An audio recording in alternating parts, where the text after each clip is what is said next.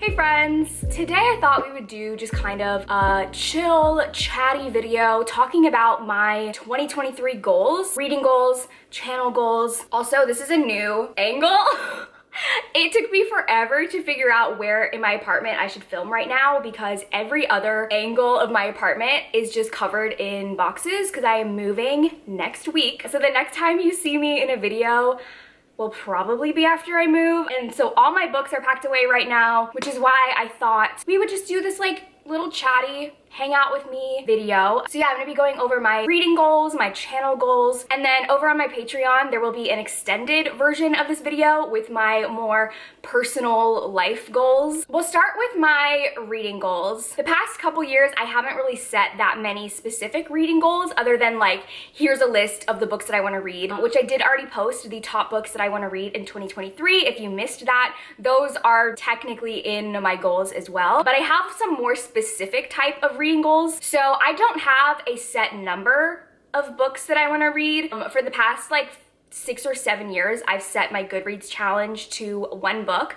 because I was finding that the pressure that is placed on me when you have that set number of books and then Goodreads is like, you're 6 books behind, you're 7 books behind, it would make me feel so stressed that it turned reading into this like competition in my mind, and it just wasn't fun for me. So setting the goal at 1 book has been super successful for me, and I've actually, the first year that I set my goal as 1 book was the year that I read double the amount that I normally read. I think I was like consistently reading 60, 70 books a year, and then the first year that I set my goal as 1, I read 130 books, so I doubled it. And since then, I've always kind of consistently been around 130. I've also noticed that like the amount of books that I read doesn't necessarily correlate to how many books I love. So I don't like to pressure myself to just read a ton. And I think a lot of the goals on this list that I have are to more so refocus my reading into quality over quantity. My next goal is to read big books, long books, intimidating books. I have a reading challenge with my patrons where we are reading big books in 2023 and kind of trying to motivate each other to do that. So I have a whole TBR of big books that I want to read this year. Here are some of those books that are on that TBR that I would like to read. I feel very intimidated by long books. However, so many of my all-time favorite books are super long. It's not that I don't like long books. I think, again, it's more so like I get in this mindset of like quantity over quality.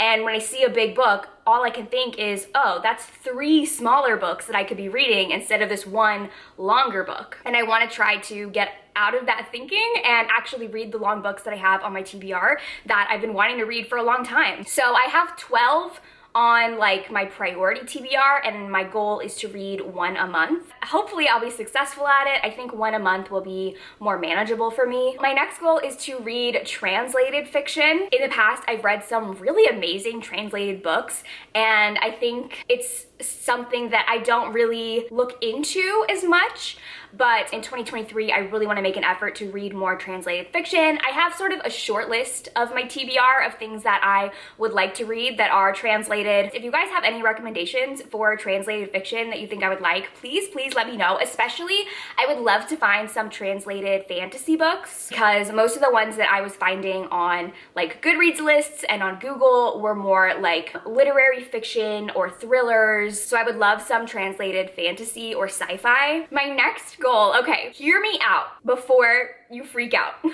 But my goal is to read less romance. I'm still a romance reader. I will always be a romance reader, but this is kind of where my quantity over quality comes into play. I have this tendency to just fall back on romance whenever I don't know what I want to read, because romance for me is a very easily congestible type of book. I can read it very quickly. I can read it while I'm like multitasking. And so I have this tendency to just, whenever I don't know what I want to pick up, I will always go for romance over books that are a little bit more complex or I have to concentrate more on.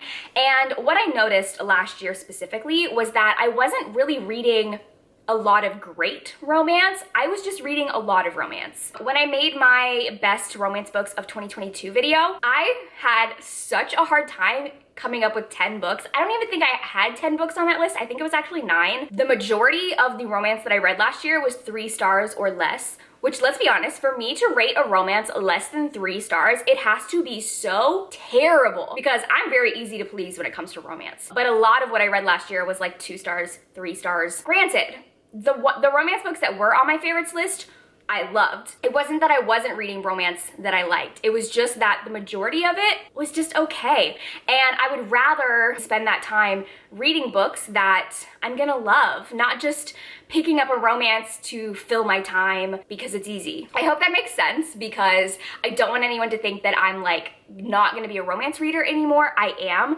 I just want to try to find more quality romances rather than just reading a ton, which kind of connects to this next goal, which is to read less Kindle Unlimited books.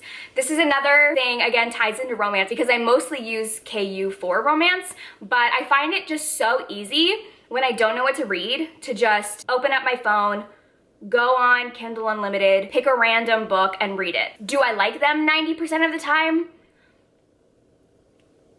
Not really. But it's easy, it's convenient, it's fast. So I want to try to stop leaning on Kindle Unlimited as like a crutch when I don't know what to read. Instead, pick up books that I already own, books that I'm very excited by. But again, I'm not gonna stop using KU. I'm still gonna keep my subscription because I do use it enough, but I want to use it less. My next goal is to read more fantasy, but specifically cozy and soft fantasy. Last year was kind of the year that I figured out exactly what type of fantasy books I love.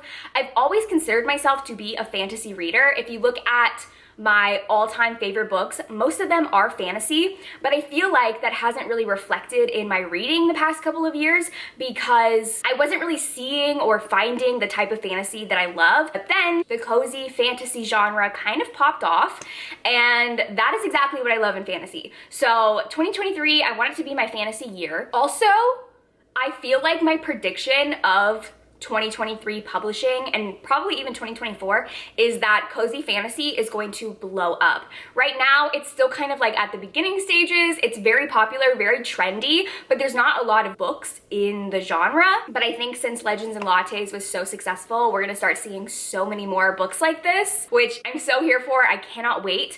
But I also think as more books are being published in this genre, we're gonna get more of a solid idea and definition of what cozy fantasy is, because I think that there's 2 variations of cozy fantasy that right now are all sort of lumped into the cozy fantasy genre since there's not as much at the table, and that's cozy fantasy and soft fantasy. I think that they're similar but different. To me, cozy fantasy is like low stakes, very comforting, like going into it there's not going to be violence or death or dark themes, just like a very safe book. Whereas soft fantasy to me is similar, has those cozy vibes, but there are darker elements to it. There's violence or death, but they're done in like a lighter, more comedic way. I would think of it kind of as a difference between like movies having a G rating and a PG rating. And soft fantasy to me, the violence is like Disney movie violence. So yeah, I'm excited for more of these books to come out. Here's a bunch that I have on my TBR that I'm very excited to read. Some of them I do think lean more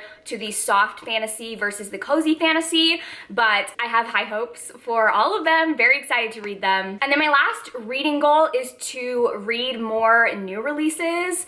Last year, I really didn't read a ton of 2022 releases. I did a video where I talked about the new releases that I think should have been nominated for Goodreads Choice Awards, and honestly I had such a hard time even making that list because I realized I had not read that many new releases. There's so many books coming out this year that I am so excited by. So many of my favorite authors are publishing new books this year, so I really want to try to make it a priority to read those new releases because I'm still buying them. Like, I still purchase new releases. I just feel like I sort of prioritize more of my backlist than those newer releases. But I would like to read new releases when the hype is there, when I'm the most excited about them before that excitement kind of dies. Okay, so for channel goals, I really don't have a ton of channel goals. I haven't in the past really set channel goals for myself this year. You know, there are a couple things that I would like to try to do with my channel. The first one is that I want to get back to uploading 2 videos a week. I was, for the majority of last year, posting 2 videos a week, but because of the past couple of months with the holidays and me getting ready to move, I had to scale it down to 1 video a week. But after I move, I would like to get back to the 2 videos a week because there's so many videos that I wanted to do. I just haven't had a place in my schedule to upload them. So yeah, 2 videos a week is what I would like to get back to doing in my schedule, as well as 1 video every other week on my Patreon. That was like a really good schedule that I was hitting. So kind of just getting back onto my uploading schedule is my goal because it's kind of turned into a mess the past couple of months. The next one is a subscriber goal. I really have not made a subscriber goal in a long time just because I honestly like don't even pay attention to it anymore. But I was looking at my channel and I realized I'm very, very close to a milestone, and that's 60K. So let's just make that my goal, is to hit 60K. I think I'm pretty close, and I'm pretty sure that's a very attainable goal for this year. However, honestly, like my like growth in subscribers is very small but consistent. Like I'm consistently gaining a small amount every day. I don't really gain like a huge amount all at once. So I don't know, I feel like it's attainable. I feel like I can do it. We're gonna aim for it, 60K. I'm manifesting it right now. It's gonna happen. And then my last channel goal, video goal, is to do more casual reading vlogs where they're not based around a theme or a reading experiment or a readathon or like anything like that. It's just, hey, here's my week, here's what I'm reading. I used to do weekly reading vlogs like years ago. The past couple of years, I tried to get back to weekly reading vlogs and I just feel like I can never do them because I get bored so quickly and I'm like, ugh, I'm bored of this video. My life isn't very interesting. I do the same exact things every single day. I think what I want to do is casual weekend vlogs. I really like the way that Reagan from Peruse Project does her reading vlogs, and I'm pretty sure she always vlogs the weekends, and I feel like that would work best with my schedule. That way, like during the week, I can do my more like experimental vlogs, and then I can do just like casual lifestyle reading vlogs on the weekends. And I feel like that'll be a good balance to my schedule. So those were all of my reading and YouTube channel goals. Let me know in the comments, what are some of your reading goals for 2023? 2022 was honestly kind of like not a great year for me mentally, but I feel like 2023 is gonna be so much better. I'm here for the new vibes. I'm moving to a new place. I'm refreshing my life. And my sort of like theme for all my goals of 2023 is just quality. I want to focus on improving my life, bringing more quality into it, focusing less on more, and I feel like that'll make me happier. So thank you guys for watching. I will see you in my next video, and hopefully we will be at my new house. Bye!